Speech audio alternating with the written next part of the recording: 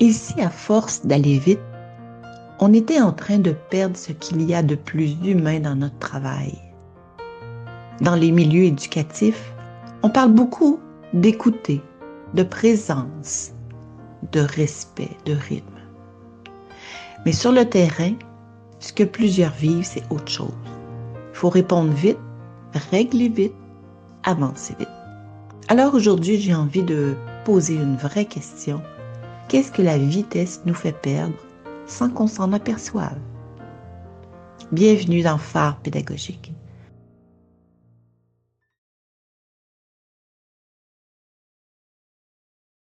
Aujourd'hui, j'ai envie de vous emmener dans une réflexion qui me touche vraiment profondément.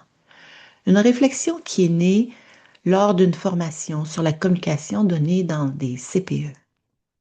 On parlait de l'importance de l'écoute, de cette écoute réelle qui ne cherche pas à convaincre ou faire avancer plus vite, mais qui prend le temps de décoder ce que l'autre est en train de vivre. On parlait des résistances qui bien souvent peuvent s'accentuer sous la pression, mais qui peuvent fondre également sous une qualité de présence, une qualité d'écoute. Dans un espace qui est suffisamment sécurisant pour que l'autre puisse enfin baisser ses gardes. Alors, dans le cours de ces discussions-là, il y a eu une intervention. En fait, il y a eu plusieurs interventions de directrices présentes dans cette formation qui ont nommé quelque chose que j'entends très souvent dans le milieu. Suzanne, est-ce qu'il y aurait moyen d'accélérer la réceptivité chez l'autre pour qu'on règle le problème plus rapidement? Tu sais, moi, j'ai plusieurs dossiers urgents à régler. Je ne peux pas accorder tout ce temps-là à une seule personne.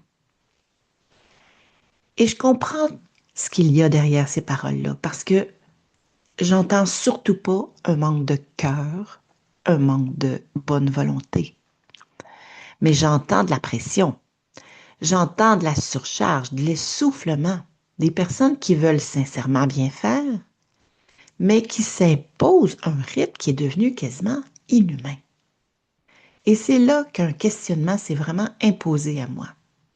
Combien la vitesse nous déshumanise progressivement, subtilement, sans qu'on s'en rende compte, on devient peu à peu comme des automates. Comme si on était appelé à fonctionner, performer, répondre, traiter, régler, mais de moins en moins habité par qu'est-ce qui nous fait vibrer vraiment dans le quotidien. Parce que l'être humain, n'est-il pas justement un être qui a besoin de temps? Du temps pour respirer, sentir, du temps pour comprendre qu'est-ce qui se passe en lui, qu'est-ce qui se passe chez l'autre, du temps pour rire, pour assimiler, moi j'aime bien dire processer mes émotions, pour entrer en relation réellement avec profondeur. Et quand ce temps disparaît, mais qu'est-ce qui reste de notre humanité? Qu'est-ce qui reste de notre humanité dans les milieux éducatifs? Je me pose réellement la question quand je vois ce rythme effréné dans tellement de milieux. Nous sommes dans des milieux consacrés à l'enfance, des lieux où, officiellement, on rappelle l'importance de respecter le rythme de l'enfant. Et pourtant, dans le quotidien, ce que j'entends, ce que j'observe, c'est qu'il faut aller vite, il faut que ça avance, il faut que ça roule, que ce soit efficace.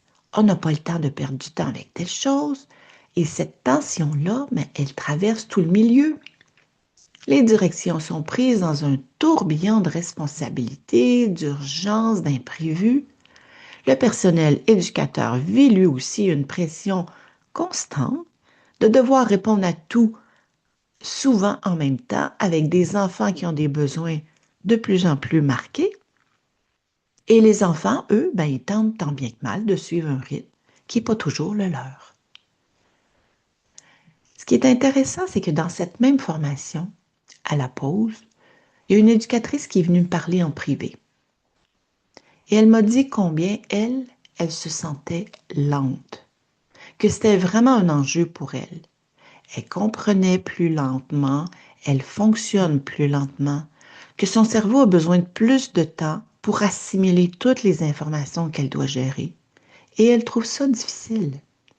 Elle se voyait comme avoir un grand défaut, comme une faiblesse dans ce monde où il faut comprendre vite, décider vite et répondre vite. J'étais tellement touchée d'entendre la vulnérabilité de cette personne. Et moi, spontanément, ce qui m'est venu, c'était de lui répondre, et si c'était toi qui avais raison de ne pas t'adapter au rythme effréné de notre société? Et si c'était toi qui avais la bonne vitesse? Elle était vraiment surprise de ma réponse, presque à me dire d'où tu sors, toi? Et pourtant, je le pense tellement. Et si le problème n'était pas toujours la personne qui va lentement, mais bien le rythme qu'on s'impose pour que tout le monde se conforme. Qu'est-ce qu'on valorise aujourd'hui? La rapidité, l'efficacité, la capacité à en faire plus en même temps, à toujours en train de s'adapter. Mais on fait tout ça à quel prix? Souvent, j'entends des éducatrices me dire, mais tu sais, moi, le Suzanne, là, j'en ai 8, j'en ai 10 à m'en occuper. J'ai pas le temps d'attendre après un seul enfant. Mais en même temps, dans le discours officiel, on dit qu'il faut aller au rythme de l'enfant. Il me semble que c'est une contradiction importante sur laquelle ça serait intéressant de s'arrêter. Une contradiction qu'on ne peut pas balayer du revers de la main. Parce que si les adultes eux-mêmes sont pris dans un rythme qui les bouscule, qui les essouffle, qui les déconnecte d'elles-mêmes, qui les met sous tension, comment ils peuvent offrir autre chose aux enfants? Et je le redis, vraiment, je ne vois pas des personnes mal intentionnées. Je rencontre surtout des femmes et des hommes de cœur, des personnes profondément engagées qui aiment les enfants, qui veulent bien faire. Mais qu'est-ce qui ne va pas? Pourquoi on impose aux enfants ce qui nous fait souffrir nous-mêmes?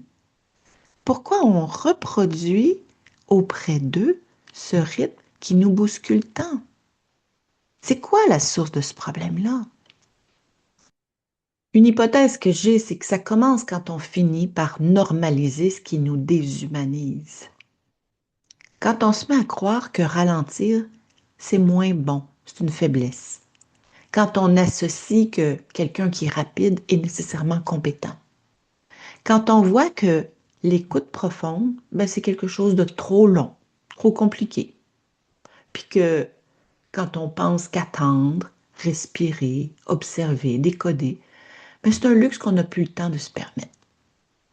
Attention, moi je me demande plutôt, mais qu'est-ce qu'on perd à aller trop vite? Qu'est-ce qui n'est plus là dans ce rythme effréné? Ce que j'observe de mon point de vue, c'est qu'il n'y a plus la même qualité de présence. Il y a une perte dans la qualité du lien, dans ma capacité de comprendre vraiment ce qui se joue en moi et chez l'autre. Et au fil du temps, on perd le sens de ce qu'on fait. Parce qu'on va se dire entre nous, un enfant qu'on bouscule n'apprend pas forcément mieux. Une personne qu'on brusque ne devient pas plus réceptive. Au contraire. Parfois, aller plus vite nous donne l'impression d'être efficace. Est-ce vraiment le cas? Est-ce que je suis vraiment plus efficace parce que je vais plus vite? Et si c'était juste une manière de juste être emporté par un flot, parce que ça prend du courage pour s'opposer, prendre position contre ce rythme effréné. Oser dire ça suffit, c'est pas parce qu'un rythme est devenu normal qui est nécessairement bon, et c'est pas parce que une pression, une tension est généralisée que c'est nécessairement la bonne chose pour nous. Alors de s'opposer et de mettre un pied à terre contre cette pression, ça demande du courage. Quand je parle de ralentir dans mes formations, je sens souvent que ça vient toucher quelque chose chez les personnes. J'ai la sensation que ça leur parle, qu'elles reconnaissent quelque chose de vrai là-dedans, comme si une part d'elles-mêmes savait déjà qu'elles ne veulent pas vivre comme des automates. Alors, pourquoi rien ne change? Est-ce que ralentir demande plus qu'une bonne intention? Est-ce que ça pourrait être une posture intérieure, un choix intérieur? Et ça prend du courage pour oser prendre position contre la majorité.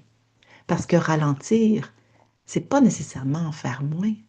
Moi, ce que j'ai observé, c'est que c'est souvent lié à une posture intérieure qui permet d'accepter de ne pas toujours répondre immédiatement, d'accepter de ne pas être partout, d'accepter de ne pas vouloir être dans la performance, accepter l'inconfort que ça peut créer dans un monde qui valorise tellement la vitesse.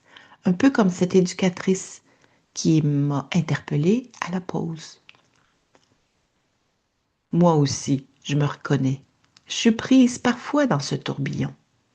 Il m'arrive d'aller plus vite que je voudrais. Et moi aussi, il m'arrive de me laisser aspirer par les exigences extérieures, l'espèce d'urgence diffuse là, qui s'installe dans mon quotidien. Et à chaque fois que ça m'arrive, j'ai la sensation que je me suis perdue, que je me suis abandonnée, que j'ai la sensation d'avoir perdu quelque chose de précieux en moi pour juste fonctionner.